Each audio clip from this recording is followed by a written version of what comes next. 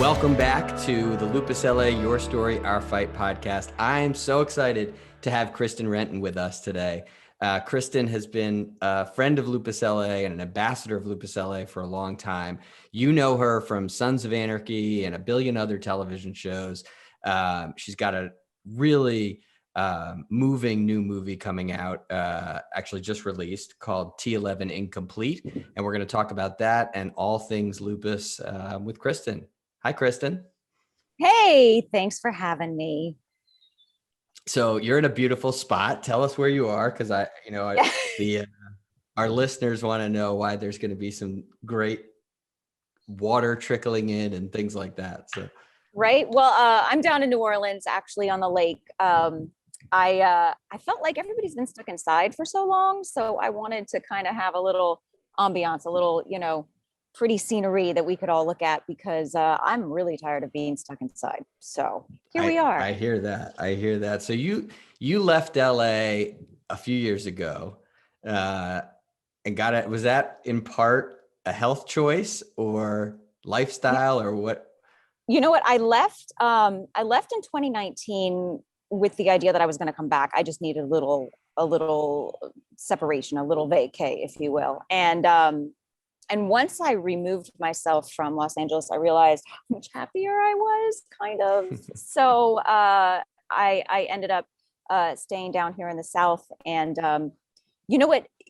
To answer your question bluntly, yes. I think, I love what I do, and I love the people that I have met through the journey that I've had with my career, and everybody at Lupus LA. But for me, I'd been in LA for 20 years, and I really needed a change of scenery. I really needed something to change for my mental health. Physically, I was getting really run down, just, every day stuck in traffic, every day, all the traveling, all of that. I mean, it's a lot. And so I decided, I was going to finally put me first. So I decided to go somewhere where I was happy and I felt like I could breathe a little bit more. I had a little bit more leeway in my personal life. And did you notice a big improvement in your lupus symptoms? Yeah. And you know what? For the first time, I am sleeping without any help. For a long time, I suffered from really bad insomnia, and I know that can be a side effect of medication that I'm on, and also just the stress of life. Everybody kind of goes through phases where they have a hard time sleeping. And, but for me, it was a chronic problem. And my actual, rheumatologist had prescribed me a little something to help me sleep. And, I'm one of those who I don't like to take anything more than I need to. I try to find ways to solve issues homeopathically. So, coming down here and now being able to be tired at the end of the day in a good way and actually go to sleep and sleep mainly through the night it's been wonderful. It's been a phenomenal change for me. And physically and mentally, I'm a lot happier. That's great. I love hearing that. That's so tell everybody your lupus journey. Give me the kind of the nickel version here to, how did it start and how old were you? And I was diagnosed in 2010. I was in my late 20s, and it actually all started over Thanksgiving in 2009, actually. And my pinky finger was super, super swollen. And I couldn't figure it out. I was like, okay, my girlfriend and I were having Thanksgiving together. We call ourselves the orphans. Our families were back east, and we couldn't travel. So we just celebrated with each other. And we were having margaritas, because why not? And I was looking at it going, maybe I had too much salts. Maybe it's just, water retention or something. And it hadn't gone down. And then I started noticing other symptoms, like I was super fatigued. All of my joints were really swelling. And I was in pain. And the only way I could describe it was like every fiber of my being hurt. It wasn't my joints specifically. It wasn't my muscles specifically. It wasn't like one part of my body. It was just my entire entity hurt. And then it progressively got worse very quickly, to the point where I couldn't even get out of bed. And my family my father and my mother ended up flying out to kind of help me get to doctor's appointments. And I ended up having to go to 5 or 6 doctors before I found the one that was able to properly diagnose me.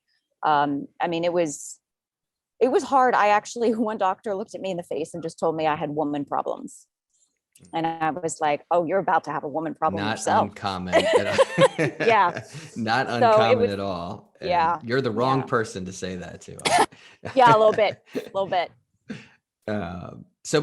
that actually seems like a fairly quick diagnosis path, in comparison to, at least you really stayed on target, Yeah. and I've heard found somebody to give you the right answer. Yeah, I've heard some pretty bad horror stories of how long it's taken people. Thankfully for me, it was 3-4 months, something around there. By the time I But do you actually think got that's in my doctor. part because of your persistence? I mean, do you think that if you had been, if you've gotten to that doctor who said, oh, you have woman problems, and stop there. Yeah. But that's No, you're absolutely correct. And, the second doctor I went to immediately, I mean, he looked at my hands and he goes, oh, you have RA. Let me write you a script. Didn't take any blood, didn't do a full examination, and I've always had a really hard problem just popping pills for no reason.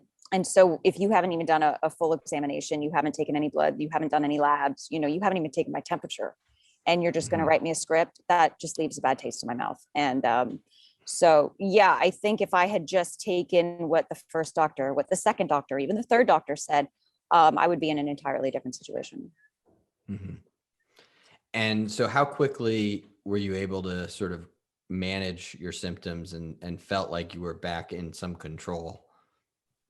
It was probably a year and a half before I actually felt like I was getting back to normal. It took a little while for the medication to work properly. And then I had some pretty bad flare-ups that we had to, kind of maneuver through and navigate through. And finding the right cocktail of medication is also, I got really lucky.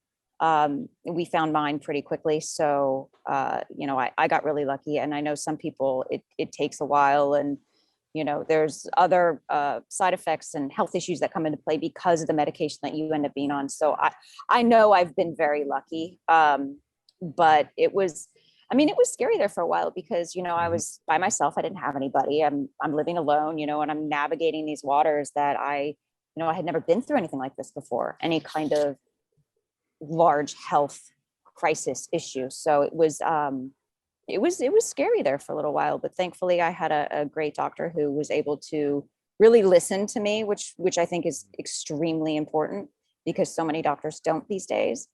I was extremely grateful for that.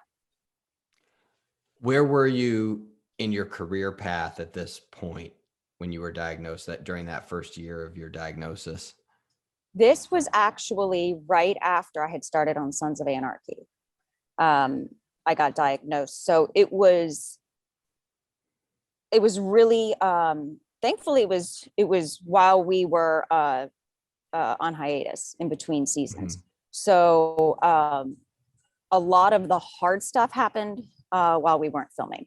So I got really lucky there as well. And everybody was wonderfully supportive and really helpful and understood, there are good days and there's bad days. And, I'll show up the minute you yell action, it's going to work. But in between, you might need to give me a minute. And everybody was phenomenal. So, you came back from hiatus and said, hey, here's what's going on. I told the main people that I was working with, I didn't like go out and broadcast it because I was still trying to figure everything out as well. Mm-hmm.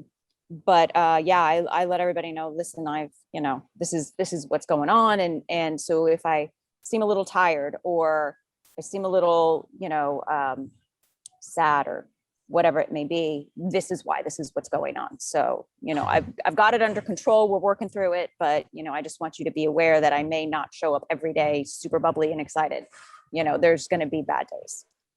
So, I think that's really interesting, especially for other people in the industry to hear that you actually, where you felt comfortable enough to tell your employers and your castmates and the crew that you mentioned it to, and you were still able to work. I mean, a lot of people, in my experience, I've heard so many people who are so afraid to say to producers, directors, hey, I have lupus, for fear of sort of career retaliation, really. Absolutely. And I think super brave.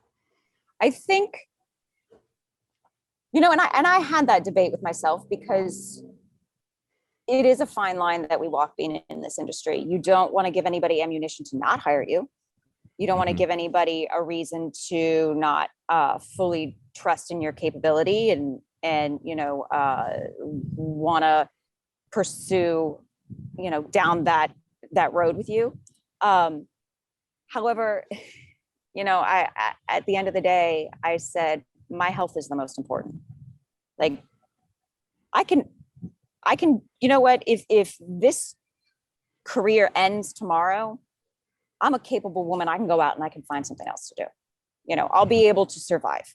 But if I'm sick and I'm not taking care of myself, I'm not gonna be able to do anything. And so for me, it was kind of like, I have to put my health first in order to continue to pursue everything else that I want to do. And I also think there's some health. Yeah, go ahead. Sorry. No. I was going to say, and that even goes with, on my days off, what would keep me sane. Like I found that going horseback riding a lot really, really helped with just keeping my emotions in check, keeping my head clear. A lot of those things that tend to kind of fall by the wayside because you're so worried about everything else physically that's going on, you don't take care of yourself mentally. So, I was finding different things to do in order to kind of keep all of it in balance. But I just made the decision, my health is the most important thing. Yeah, I think also too, keeping the secret is not good for your health. Yeah, and that's what absolutely. I've sort of had that conversation with people in the industry, that if you spend so much time trying to figure out how to not let people know you have this, or anything for that matter, that puts a certain amount of stress on you. And, I think absolutely. it works negatively in your favor, not in Our your industry favor. is one that we love as members of it to have a perception of perfection. And there is no such thing as perfection. And I think the minute you admit that, it's very freeing. Because there was a long time where it was, I have to be perfect. I have to have, the perfect body and the perfect hair and the perfect makeup job and all of these things, Right. And I have to have the perfect personal life. And it doesn't exist, So be happy, be yourself, and be honest. I think that's great advice. All right, so we're going to take a quick break. We've got a little Lupus LA message for you. And I also want to take this opportunity to thank GSK, our sponsors for the Your Story, Our Fight podcast. But we're going to come back and talk to Kristen about her new project. The journey for many patients from the onset of symptoms to a proper diagnosis can take, on average, 7 years. This is due to its many symptoms. There are at least 13 common symptoms and signs of lupus in patients. Patients need at least 4 symptoms present to be diagnosed with lupus. For more information, visit lupusla.org. Welcome back to the Your Story, Our Fight podcast. We're here with Kristen Renton, and we were talking a lot about your career path and how lupus intersected with it. And I think through total luck, your new project we're able to discuss your new project, which really, I think, crisscrosses so many of the issues that you deal with in your lupus life. So it's called T11 Incomplete. Why don't you tell everybody a little bit about it? This film, I'm actually very, very proud of. It's one of the heavier projects I've been involved with. It's a very emotional film. And it's one that, I really had to step outside of my comfort zone. I had to do a lot of research. my character, she suffered a life-changing spinal cord injury. She is now in a wheelchair for the rest of her life. The T11 refers to the vertebrae in which she injured, and it is an incomplete injury. So therefore, with my injury, I still have some very random feeling in my lower extremities. So it's from the 11 down, basically around my belly button down. I no longer have use. So I actually worked with a woman who had that exact injury. And she and I got together for about 3 months prior to beginning filming. And I learned so much about her day-to-day life, her struggles, things that she is very capable of doing, things that she, now needs help with, and things that you wouldn't even think of, that you just as an able-bodied person just do instinctually take for granted, and you just don't even think about it.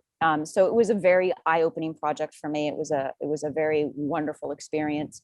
I didn't produce this, so I shouldn't say we, but the producers and the director did make a very conscious effort to include those with disabilities, because this film is based around the main character having a disability. And so we had the director herself actually is an amputee. We had myself, who has lupus, and there were other people throughout the film who all have what are classified as disabilities. And it was such a wonderful group of people, a very diverse group of people. And it's ultimately a very beautiful growth and love story. Yeah, the trailer looks incredible. And I wondered when I watched the trailer and knowing you, how much of your lupus experience and sort of that being a patient, being in a chronic state of, having issues, concerns with your health, how much of that were you able to put into this character? There was a considerable amount. It was, the vulnerability of being at the mercy of someone else, because for my character, she was kind of from the moment the car crash happened on, as you see through the film, she is at the mercy of somebody else helping her. She cannot do all these things she used to do, and that's very difficult for her because she was a very independent person, which I can absolutely relate to. I hate asking for help.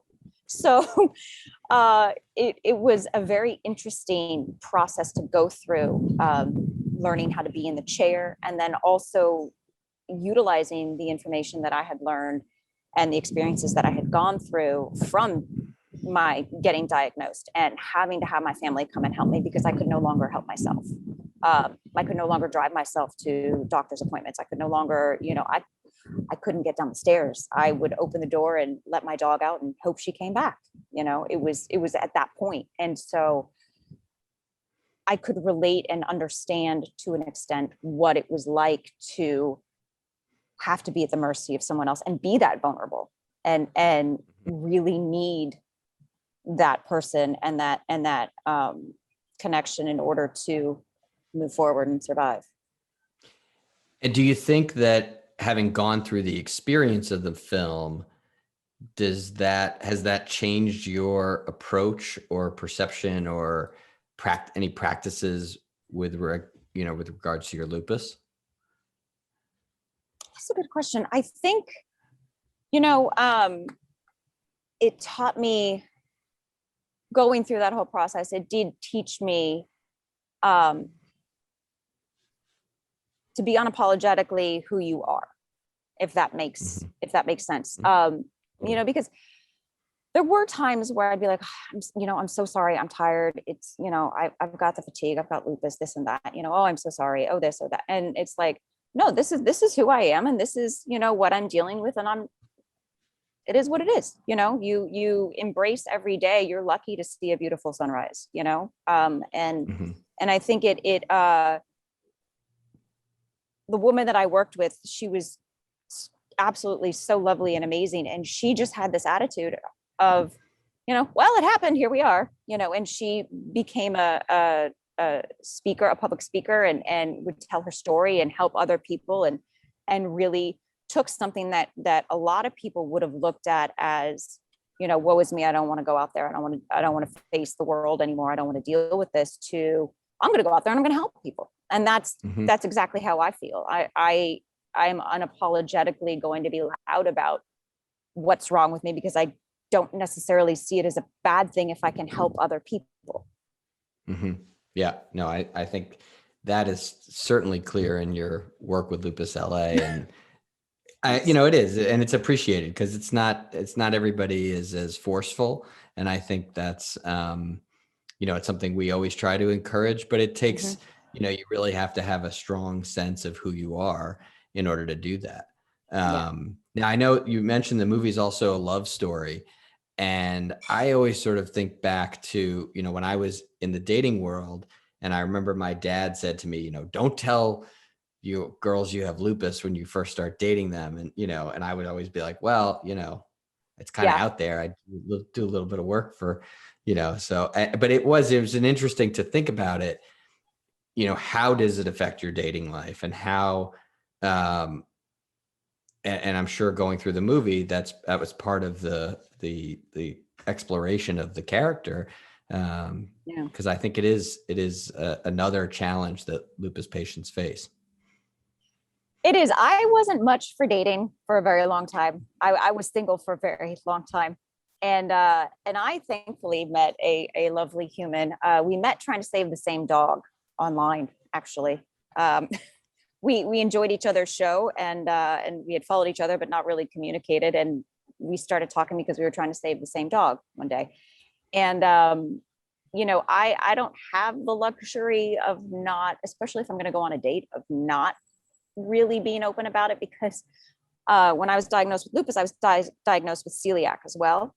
And so, there's certain things I can't eat. And, you're going to take me to a fried chicken place, that's not going to work. So I have to, I kind of, and that's the only place I could go. So it's, that's it. So it's like, I just, again, it came down to that. Okay, well, if they're not going to accept it, accept me for who I am now, I'm not going to pretend to be something I'm not. And then, I get invested and they bounce. So for me, it was just straight out the gate. This is who I am, and this is what I'm dealing with. And I can't eat any fun stuff. And here we go. So, right. But it worked. And ironically, I am now living in New Orleans with him. And of course, everybody, when they find out I moved to New Orleans, they're like, oh my God, the food there is so great. And I'm like, I can't eat any of it. Well, not a lot of it. So I don't know, but I hear it's lovely. So it's kind of funny and ironic that ends up being where I live now, food capital of the South. Yeah, it's always the case, right? I know. So speaking of animals, I mean, what I find super amazing about you is how you have a passion for animals, for advocacy, for lupus, for animal. Where do you find the time and the energy to really put towards all of these causes that you support? Well, thank you. You know what? It's not work if it's what you love. And for me, that's how I feel about it all. I love helping people. I love helping animals. I love making a difference. That makes me happier than anything else. And so every day I try to do a little bit towards that. I'm actually, even right now, I'm working at an animal rescue because I love waking up every day and going to see those little faces and knowing that I'm helping in some way.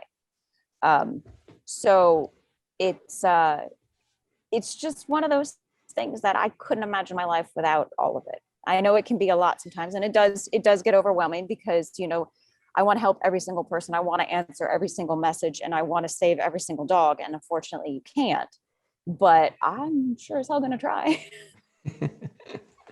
So give me your advice to the newly diagnosed lupus patients. I ask almost everybody this on the podcast, because I think, we're trying to tell real inspirational stories. And I think one of the biggest needs in our community is when you're that new person on the block and you Google search everything and you know, there's that moment of, oh my Don't do gosh, that. you know, right, exactly. So, Don't do that. so Don't other ask than Google. not Googling, what do you recommend? I would say always trust your gut. I would say always listen to your body, listen to your heart, listen to your gut. And if something doesn't seem right, if you don't agree with what a doctor is saying or what they're trying to get you to do, get a second opinion. People are always so afraid to go against what a doctor says because, you know, we're taught when we're growing up that doctors are these, you know, almost godlike people who are supposed to save us, and they're really just humans, you know. So I would say don't ever settle if you think something's not right, and really find what helps your soul, what helps you feel better. Like I said, you know, I found horseback riding and I would go into nature and that would help with all the chaos that was going on in my real world. You know, that would help center me, that would help relax me, that would help, you know, if I felt like super stressed and like this is going to cause me to have a flare up and this is, you know, I've got all this crap going on and I felt like sometimes I wanted to lose it. Find what you can do to take you out of that, you know. Find whatever makes you happy because you and your health and your happiness are always supposed to be number one. Perfect. I think that's really, really terrific. And I want to thank you for joining us. Everybody check out T11 Incomplete on iTunes and other streaming locations, right? It's all over the place. I know it is on Apple, iTunes right now. I believe it was released onto other streaming platforms. Not 100% sure which ones, but I know it's out there. So, yes. Excellent. Well, we wish you the best of luck with it, and thank you. Thank you so much for joining us today. Absolutely. Thank you for having me. On behalf of the entire team at Lupus LA, we thank you for joining the Your Story, Our Fight podcast.